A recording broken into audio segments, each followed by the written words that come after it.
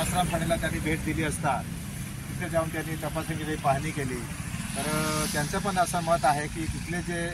Security guard आहे किंवा तिथले जे कर्मचारी आहे त्यांच्या जे निष्काळजीपणामुळे या बालकाचं त्याची जीव गेला आहे असं त्यांची देखील मानसिकता झालेली आहे। तसंच आम्ही राष्ट्रीय आदिवासी एकता परिषदेच्या पदाधिकाऱ्यांनी घटना घडल्यानंतर आम्ही दुसऱ्या दिवशी शाळेला भेट दिल्यानंतर आम्ही तिथली जी माहिती आम्ही जाणून घेतली आणि तिथली जी परिस्थिती पाहिली आम्ही,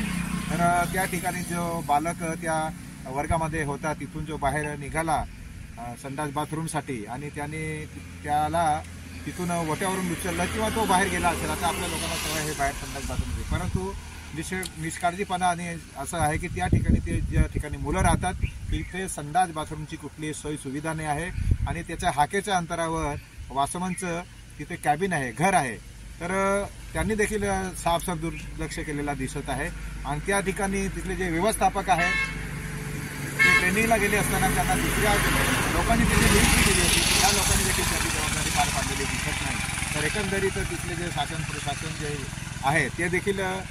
त्यांची देखील निष्काळजीपणामुळे हा बालकाचा जीव गेला आहे असं आमची मानसिकता आहे। आणि आज आम्ही प्रकल्प अधिकारी साहेब यांना आम्ही सर्व गावकरी आणि आम्ही सर्व जे पदाधिकारी आम्ही भेटल्यानंतर साहेबांनी आम्हाला सांगितलं की निश्चित जे दोषी आहे त्यांच्यावर कारवाई केली जाणारच आहे, परंतु आमच्या खात्याच्या माध्यमातून आम्ही त्यांना 2 लाख रुपये आम्ही तात्काळ मदत देणार आहोत आणि जे वन विभाग आहे त्यांच्याकडनं 25 लाखाची मदत देण्यासाठी देखील सगळ्या गोष्टी प्रोसेस झालेल्या आहेत आणि त्यांच्याकडनं जे कागदपत्र आहे आईवडिलांचं जॉईनिंग खातं आहे, पॅन कार्ड आहे, ते देखील आम्ही साहेबांपर्यंत पोस्ट करू आणि निश्चितच जे ते त्यांना न्याय मिळवून देण्यासाठी आम्ही संघटनेच्या माध्यमातून आणि त्यांच्या आईला किंवा वडीलला एकाला तरी कुठेतरी